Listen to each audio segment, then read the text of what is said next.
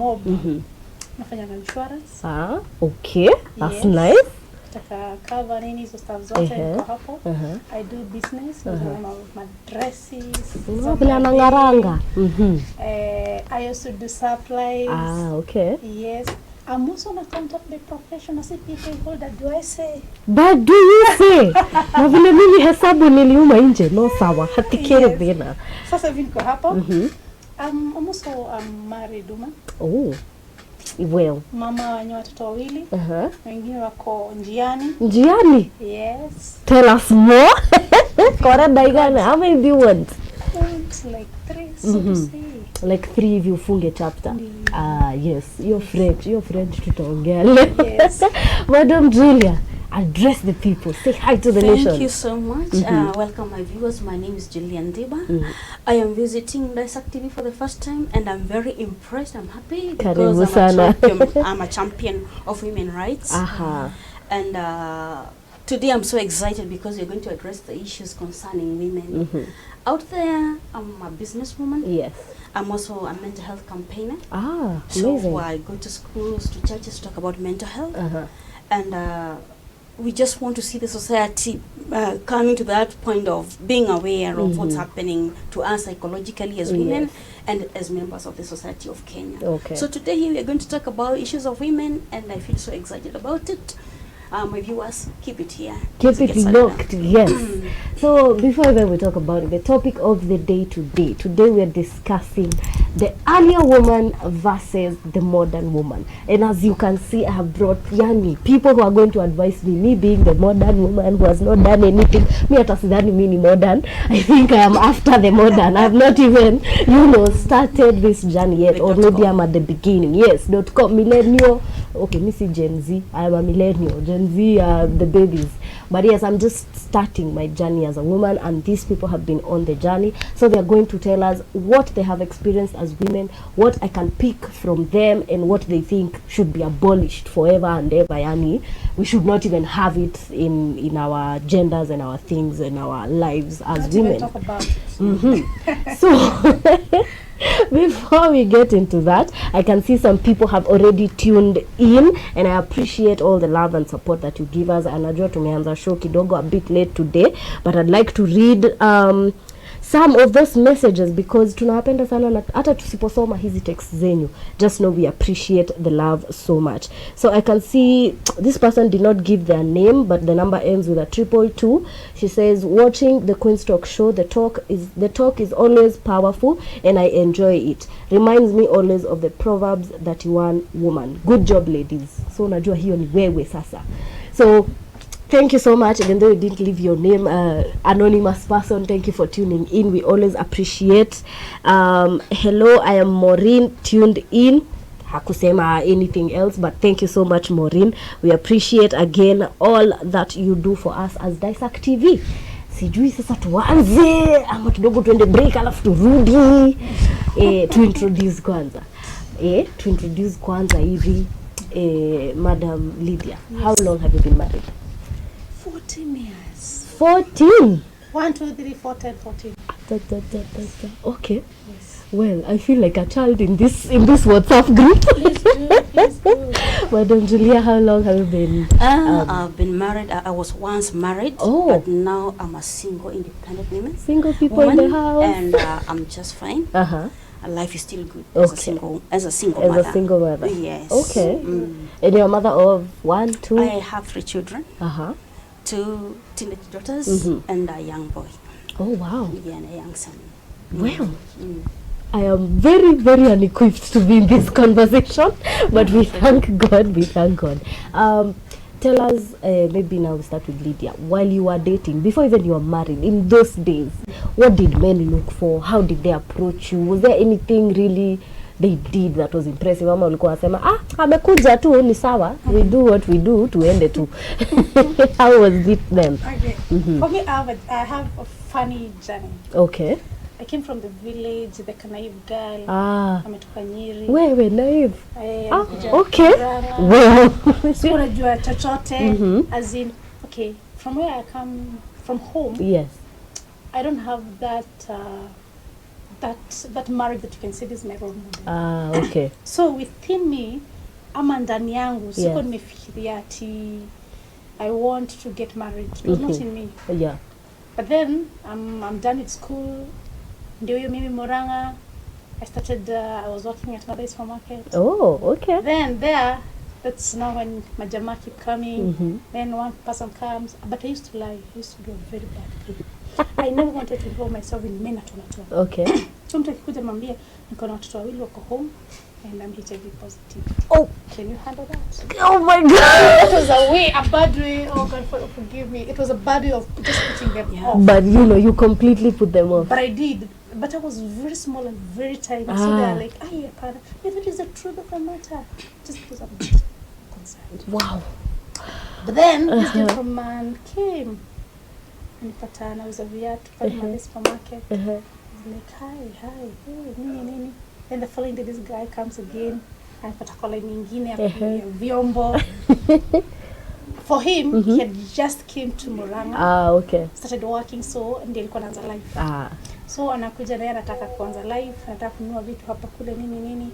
So na mimi niko hapo. So alikuwa anakuja na nitafuta. I'm like, okay. This one? I've never had. Okay, something I fell for is very humble. So okay. Then before I even know it, I'm like, okay. Well, falling for him. Yes. Something. Lakini in my mind, I had a boyfriend in high school. Oh, okay. But then the boyfriend was like, you know, the naive thing. The kiddish thing. Childhood thing. Tunacheza, tunapelekana nini. Okay. But in my mind, siko nimeregister we can do life together. Yeah. I can get married or something like that. Okay. So even by the time I'm coming out to think that, even by the time I'm getting married, siko settled. Constantly, bad thing happened. The first time you go, you have a night together. This girl is a virgin. The girl conceived the same night. When she doesn't understand what is happening, I'm like, nasikia funny. I'm like, oh yeah. So the next minute, I'm like, okay. Well, let me go and check up. This girl is pregnant. I'm like, no, we're going to. Now where do we start? Was born again. In the village, everybody knows this girl is born again. Huyu hata haongeangi na watu. Ndio hiyo sasa. Oh no. Nimejipata. Wow. I'm pregnant and I don't know what to do. So, hey, it was funny because that time I started telling by then the boyfriend. Yes. Maybe me staki kumari, I'm not even ready, I don't want it, blah blah blah, nini. Then he's like, okay.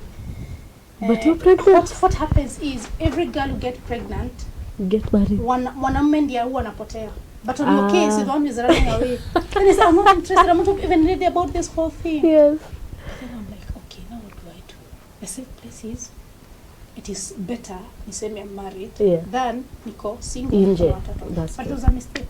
I keep telling women, even if you get pregnant and you're not ready, I don't love that guy, please leave. Don't get into marriage. Is such a serious thing. You see kitu ati itakuwa umeanza leo alafu uache. That's true. No, the mentality ati una feel lazima you get married because you're pregnant. Yes. No, that's a long way.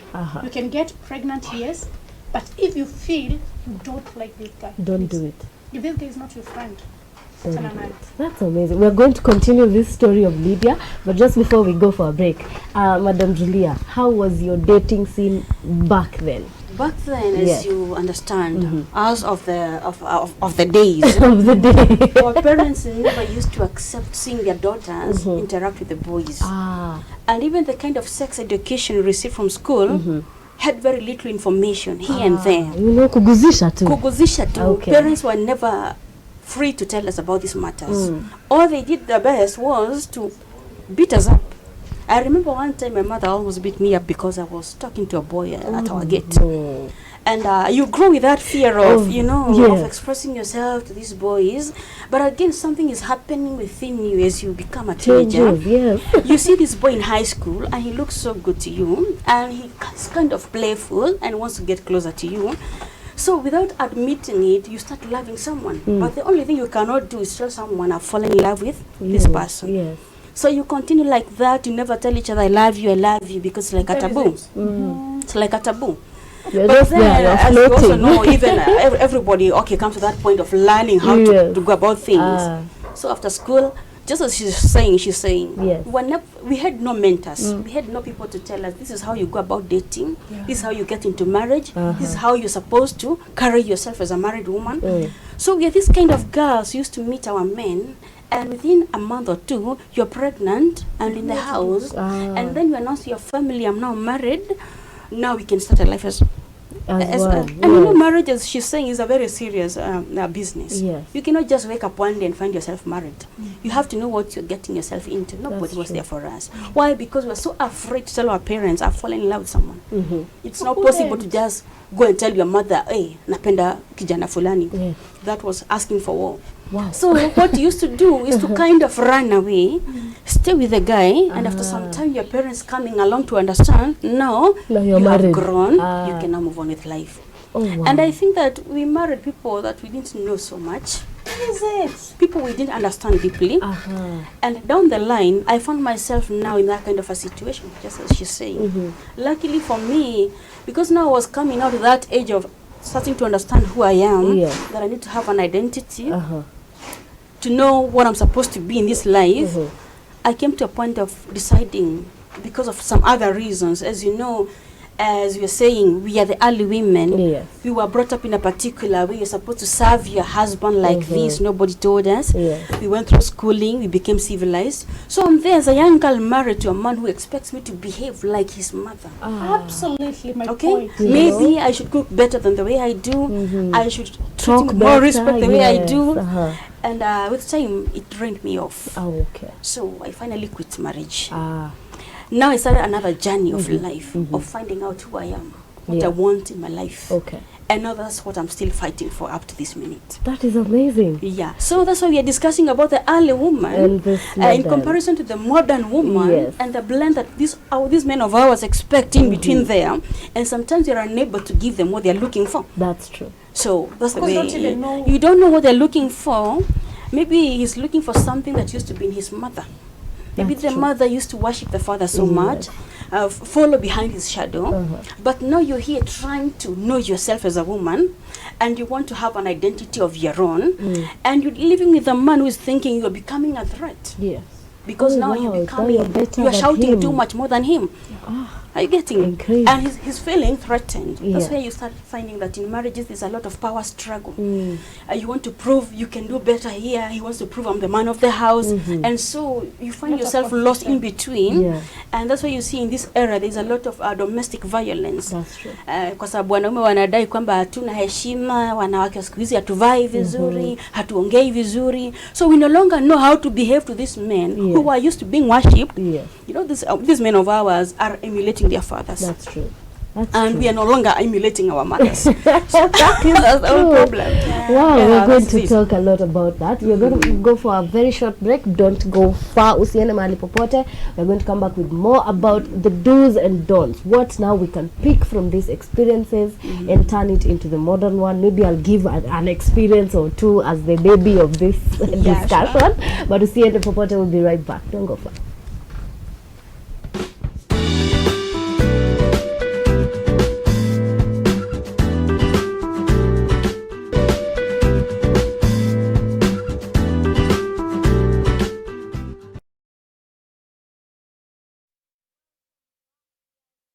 Sana, this is the Queen's Talk Show. If you're just joining us, we don't know where you have been, but we are glad that you're with us. My name is Miss Narah. I am guest hosting this amazing show today.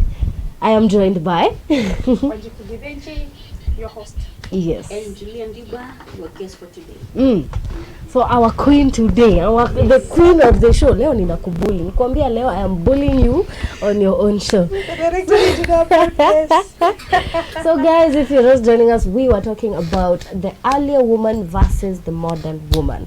And my advisors today were telling me all about the days when they were dating, how hard it was, how their parents did not even try to advise them or tell them what was going on. And I understand that because well, me, there was a time my mother is well known in our small village in Karatina, shout out people.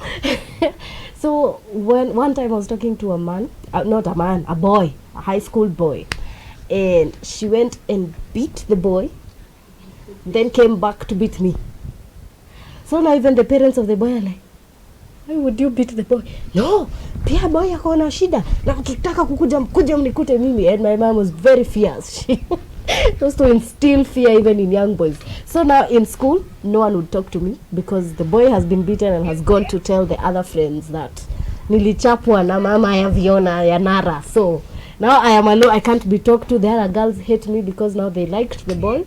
And now the boy has been beaten. So I am confused about that. What did I do wrong? Is it my fault? No explanation. Nothing was given. I lived in fear for that whole year.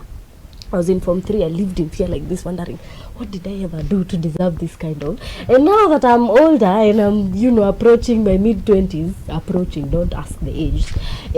Now she's asking, umepanga aje? What are you planning for us? You should be, tunafaa kuwa tukianza kuona signs. Signs of what? Signs of, no, a person, you should be, there's a gap of silence and then now questions. So you're like, you always barred me from seeing people. Now all of a sudden you want results. And I have not talked to anyone for these years of silence. Yes, there is no action here. Yeah. And now suddenly you want results. I'm not a magician. I cannot just bring a person from, thin air. And now when I went to campus, I got to meet, people who have been brought up in different circumstances, different families, different situations.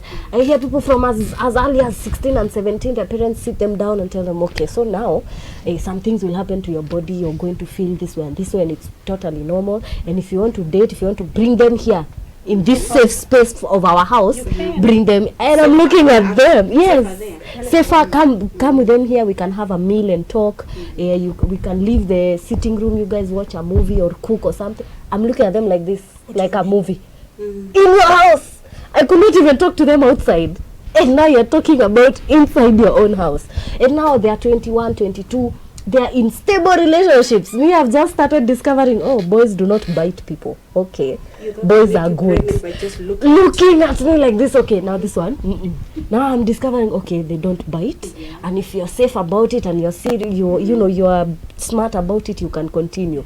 Now I've started thinking, okay, now we can do this. And then my parents are, we want results. Bring somebody. Next year you should be, there should be a young one in this house. 1 minute, you don't want it. The other minute, they want results. And you're just the other minute, you're complaining. That you're taking too long. Yes. Oh my God. They created a lot of psychological confusion to us. And fear. What was happening to our bodies physiologically. Yes. And what they expected socially were in conflict. And they That's created true. that conflict for Themselves, us. yes. So now we have to see why maybe they ended up that way. It is all in their upbringing. That's true. So that girl was supposed to be very holy, to be very meek, yes, and worshipping of the humble, boys. Actually, yes. Even from a tender age, you are taught to respect boys. Your own That's brothers, you are even the bigger sister, but you kind of have to bow to your younger brother. It made no sense. You're supposed to make him tea, but Yes. he's bullying you around, throwing stones at you.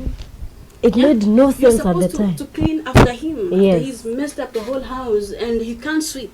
You have to take that. You see? Because sweep and do the work for Responsibility. him. Yes. But the children nowadays, Nowadays, Half and half.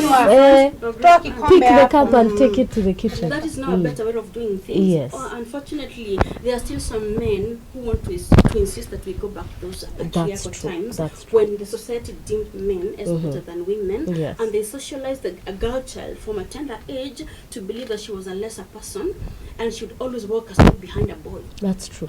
And there's a fight.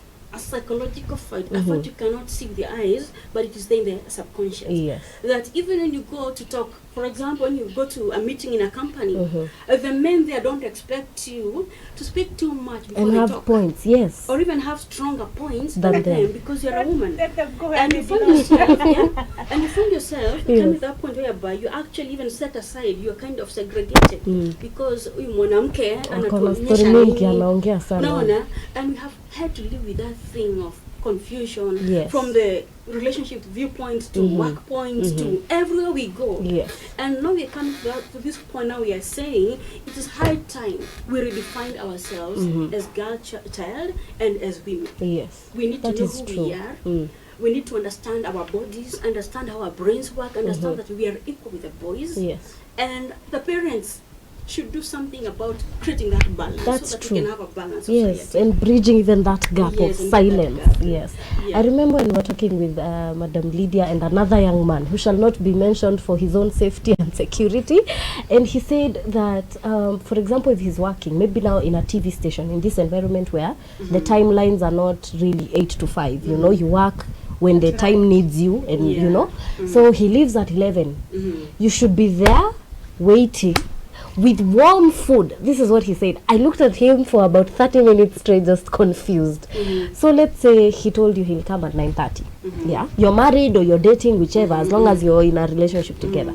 So maybe he doesn't come at 9:30.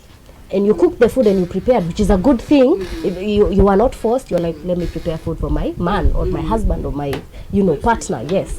So he prepared the food at 9:30. 10, he's not here. 11, he's not here. 11:30, he's not here. He's like, whether I surprise you and come at 12 without telling you, I should find warm food and you not asleep. Why should you sleep? So I have to wake you up to come and feed me. And I was shocked. They expect you to kind of bow before them. Yes. In submission. Why do they behave like that? Because that's the kind of modeling they had in their own families. That's true. That's the way the mother used to treat the father. And now you come to this point whereby you've met and he's thinking about a relationship. He's just looking for his mother in you. That's true. But no, you want a lover, not a mother in this man.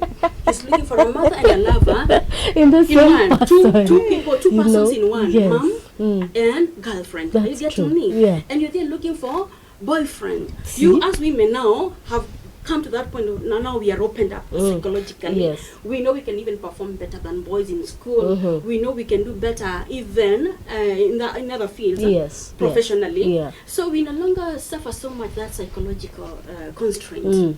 And our boys haven't realized that. You know their ego. They have this ego of I'm a man. They're Okay, me have no problem with being humble. Yes. I have no problem with his money coming late. Yeah, I but want respect food. and But the thing is, how are you handling me? Thank you. Exactly. Please, do you love me? Do you have time for me? Lakini si ile umenikausha, umejifanya ujui, You see one thing with this love, you know love makes you do things for someone. Yes. Not me. Yes. I can That's wash true. your feet when I will wash everything, leave alone the feet. I will wash your whole body if the you whole want problem to. is when you make it feel like it's a duty. It's a duty, like it's an a job. obligation. Sometimes you Yes. feel like you don't know the difference between being married to someone who loved Yes. you and being employed to serve someone. Exactly. Marriage ends up feeling like a job. A job you didn't ask for. You have to go for You this didn't person. ask for, especially that. After this person, You take didn't orders ask from this for it, person. Are you yes. getting me? And it's just a dictator dictating you around until That's you get true. drained. Yes.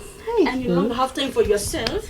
You come to that point where you start feeling, what am I doing? What was I Yeah. looking for? Is this it a person? must, really? Just Yes. because I'm a woman, you're treating me like that. That's Or you true. expect all the love And all the attention care to and go all to the you. submission. There lacks a balance. That's true. But it's a two-way thing. Yeah. Even the Bible tells us that a woman, humble yourself.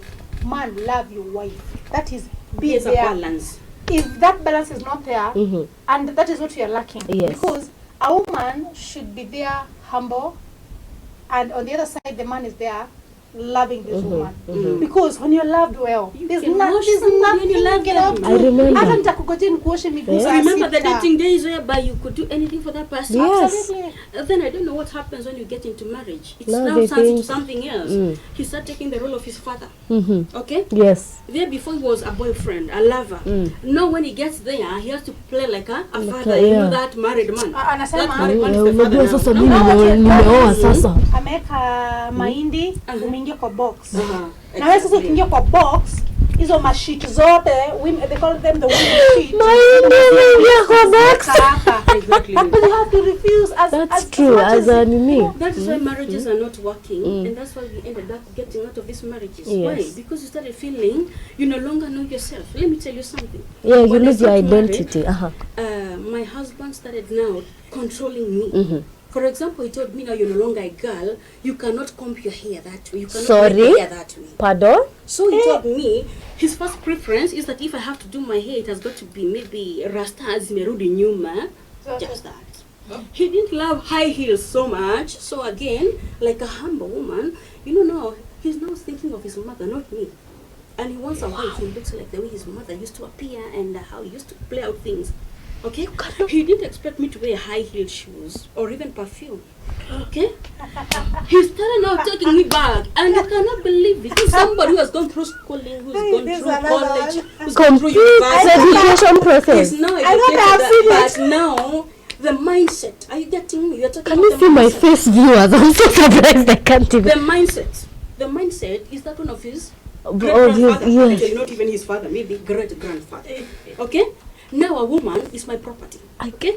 And if it's my property, I tell it where it's gonna sit, it's gonna it's gonna, it's not just somebody just taking a remote and now they're kind of switching it on and off the way they feel like, and they're controlling. This is wickedness. I started losing myself.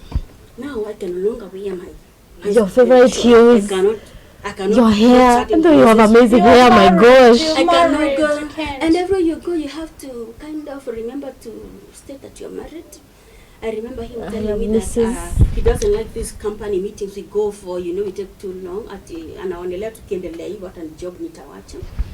Kwa sababu sasa unaenda pale kwa company meeting, you interact with so many men, and he can no longer trust what you are really up to. So now you start becoming a slave, a mental slave to someone, and you can no longer fit in that box as somebody who has not gone through schooling, has understood you are capable of something more than just being a housewife. And I can tell you for sure, I was a housewife for a long time. I lost my confidence. I just started thinking about cooking, cleaning, and now again, he won't even appreciate that. And my mother cooks better than you. So what am I doing? Listen, what? He has taken away my life, and even now I cannot even please him. Okay? Your mama to come and cook for you. I sank deeper into it until I realized I didn't have a life of my own anymore. My gosh. Okay?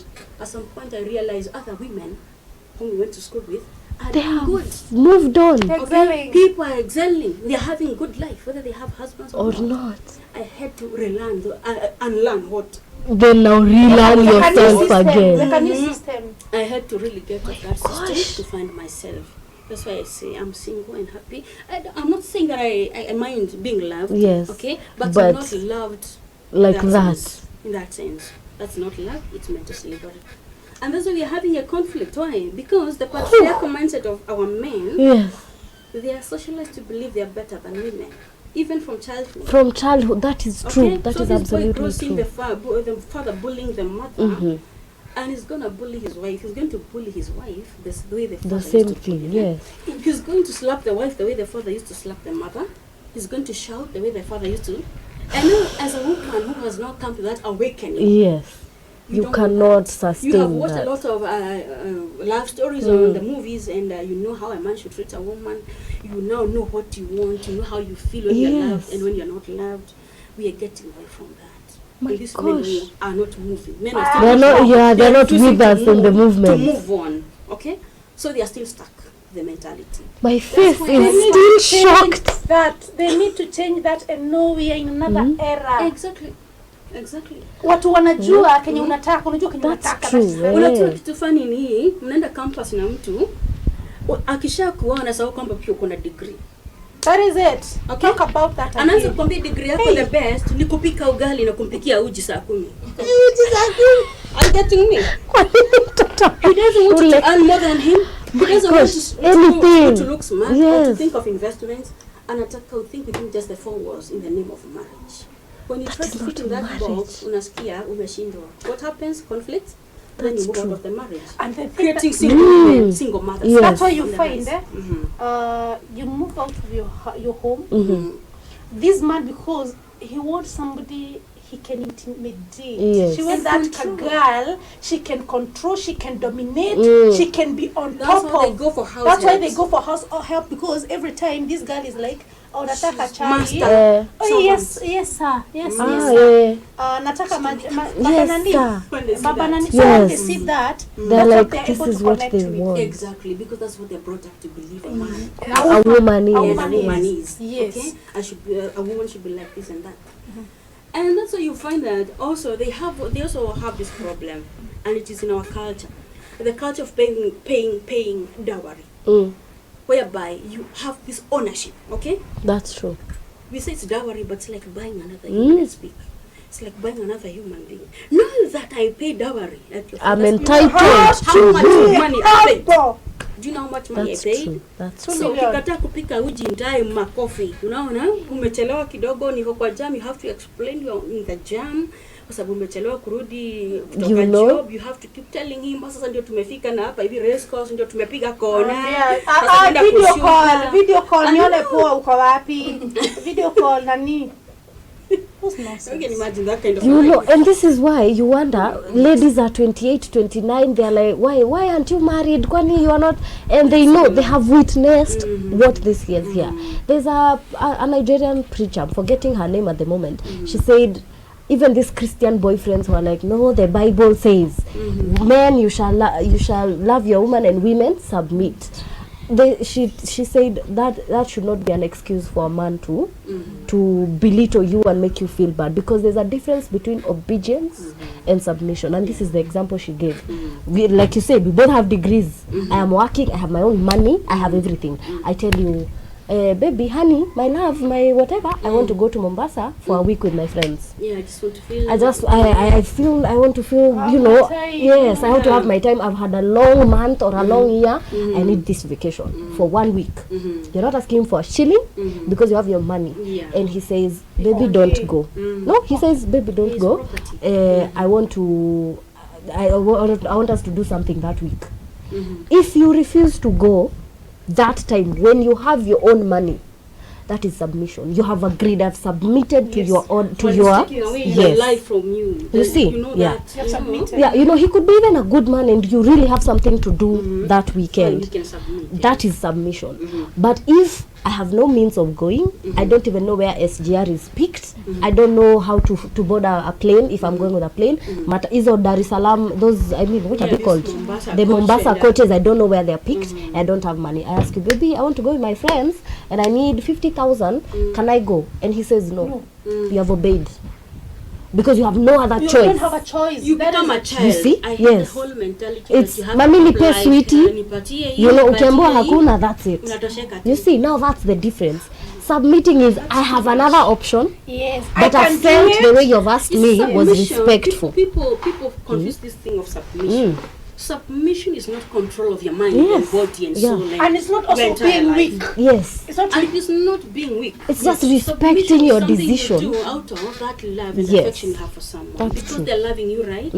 And you also want to please them. That's when true. you love, you want to please the person. Everything you And do that is person to wants please the you. person. Yes. So him allowing you to go is trying to please you. Yes. So he will say, okay, you want a week.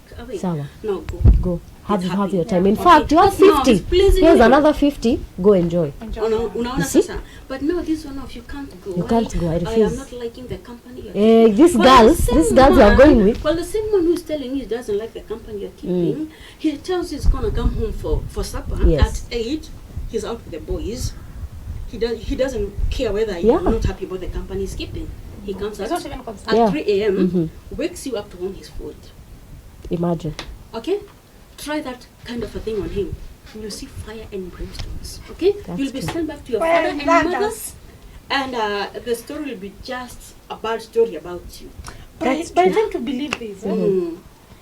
For that lady who want to get married, make sure this person you're married to is a friend. Before you come to Somebody, settle exactly. down, Main point. you have had time Exactly. with this person. You can joke, you can have all kind of talks. Actually, Because hurt him for sometimes us, and see whether he can overreact. We married Test the people, boundaries. we got married. This is not even a person you can joke around with. You cannot talk. You know, sometimes you feel he's your husband, you Yes. won't talk some shit here and there. But this person is not your friend. That's true. So, and that's why you're finding a man and woman, they're married. But this man has another chick somewhere else. Huko, doing When something. Now they are able to connect, friends, they are they can- friends, yes, they can talk anything, yes. they can talk how I'm feeling. And then you find this same woman has another drama somewhere else. Where who they're they are serious, close. yes. But This for marriage them, there. they're not close. They are like Baba Nani, Akuna You see, Even the way they yes. refer to one Hakuna another is mafuta, boring. It's just like having an arrangement. Yes. It's like an arranged marriage. And it's also Totally. very annoying now that you marry this person out of love or so you Yes. thought. immediately you start taking on the wifely duties, cleaning and giving birth to babies and breastfeeding the whole night and waking up to do everything, you know, trying to be so perfect for the family and husband. He decides to get himself a side chick. Oh no. So we kazi yako ni kungarisha mtoto wake akienda kuona baby. Wewe ni mama nani? Oh no. Okay? Wewe ni mama. Yes. Akona baby. Ati you are that woman. I was that woman. So you because I want to prove I'm a woman. Oh, you know? no. Na kai nilikuwa nafua nguo mpaka usiku ama asubuhi nimebeba mtoto, nafua nguo nimeanika by 8, nimesugua hao bathroom nini. And then you don't even have time for yourself. You can do your nails. You can have time for yourself. By the time I realized I'm like, hey, whoa, myself. I'm like, apana, hey life, acha tuichape kama sisi. Kama sisi ni, you're going out. Fine, baby, gonna see each other later. Jioni, yes. Mimi nasikia na hiyo na wana place. Around, have a piece of mind. Next week, siko, siku 3. Tutakuwa nimeenda Malindi ama place. Yes. But so lazima you have to get that thing out of you as a woman for heaven's sake. Ujue hii ni life yako. As a matter of fact, hata ukikufa leo, wewe jamaa, by the time someone else. Oh no. Ana unashindwa nani analia sana kwa hii mazishi na hajulikani. Kumbe you know, I was that woman. 5. We have seen issues. Ungenitia chai. Hey, let now dear. Call me for coffee. 5 p.m. ni late sana. You should be at home. 5 nimeamka asubuhi, nimeacha nimeosha nini nimeenda job. Then by saa 5 niko back. Nipike chai. Sapa nini? Kohe kuban mpaka ngwashe na nini na mei na nikajiko ni kwa plot. Mikono ndizo zinakuwa ngumu. Because you want to be a woman. Alafu unataka kuprove a point. See ati you're doing it out of love. You're trying to prove a point. You have to get out of that whatever you do. Sasa inaweza kana nienda nilale the whole get a house help. That's true. And relax. Yes. Let you be respected, understood. It is going to house girl wa nini? Atakuja nini bwana? Si wife. Kabisa. House girl. We are going to talk about that. Because of the mindset, no, you employ a house help, you're going to work both of you, but the man starts admiring the house help because now she's the one who's cutting that image of a wife. My gosh. We're going to discuss more about that right after this break. Remember to send your comments, feedback, questions to Madam Julie or Auntie Lydia. Yes, please send your questions or your comments and feedback. The numbers are just here kwa screen, but kama huzioni, WhatsApp 0724 121 812, SMS line 23595. Don't go far. Bye.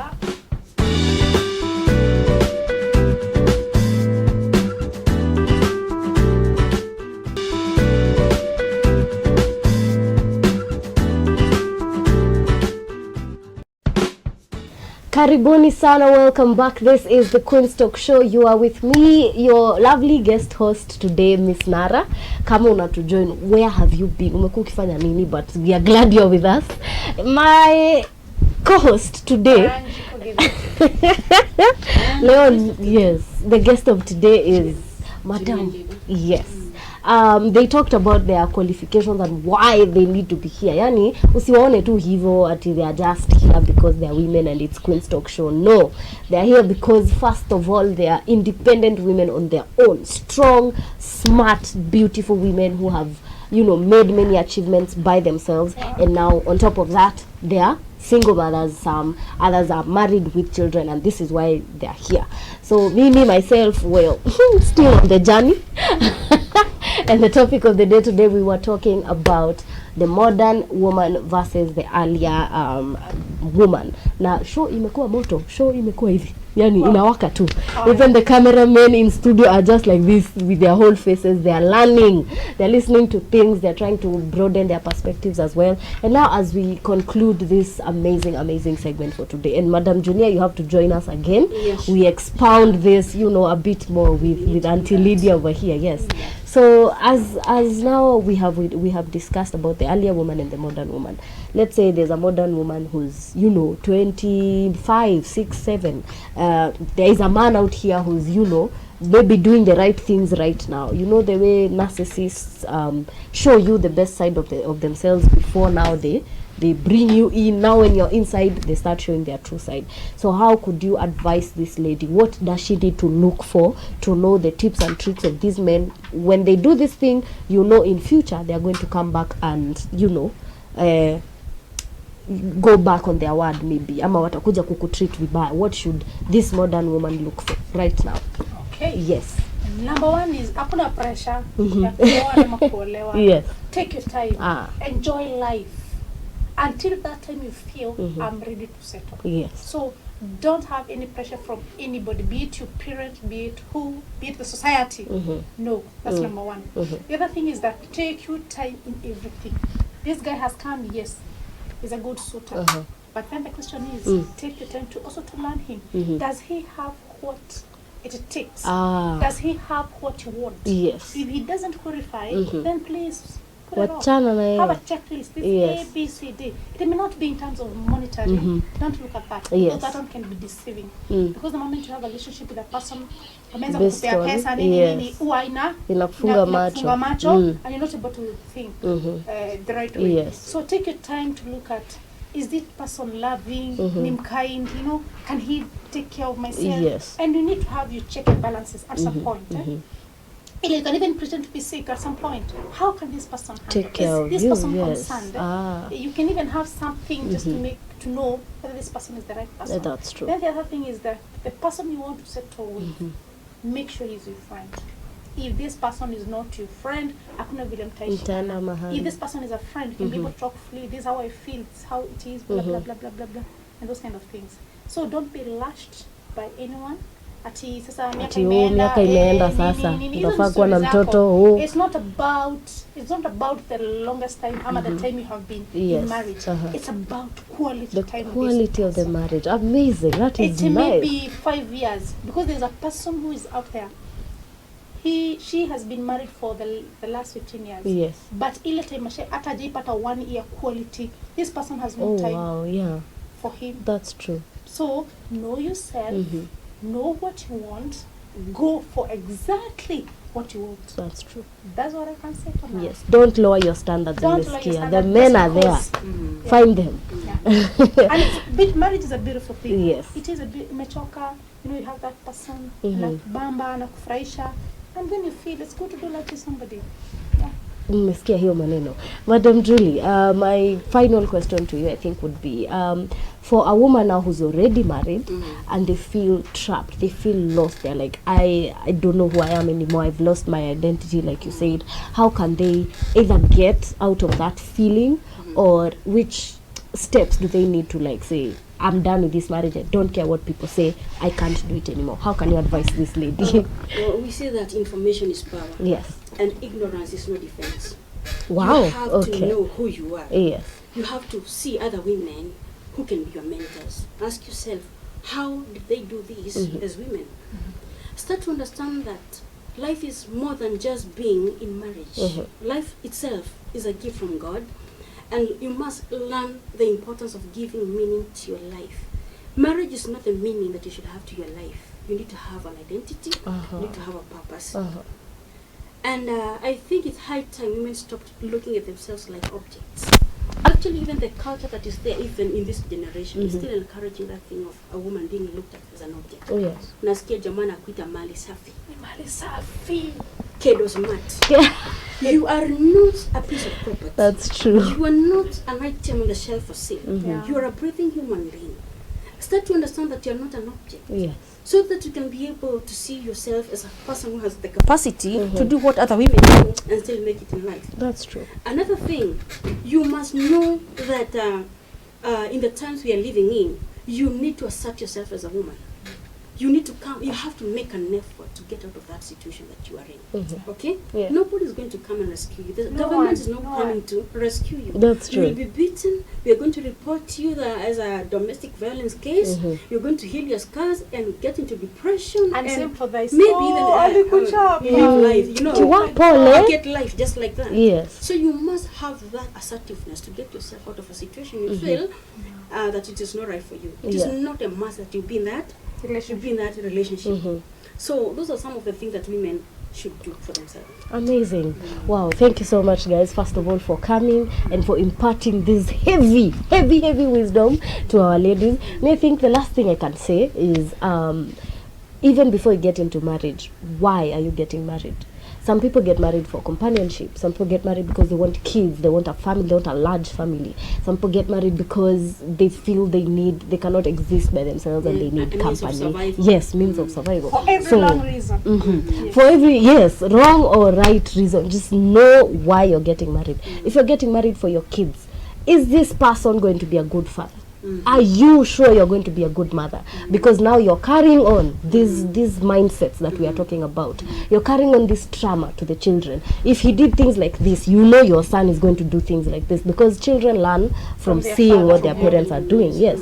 So learn why. Why are you getting married? And for that reason, choose the right partner. You understand?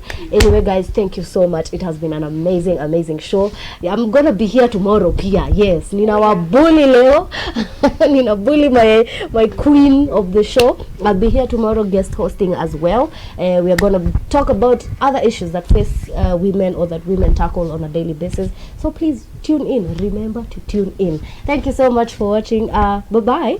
See you tomorrow. From us it is bye-bye. Thank you for watching.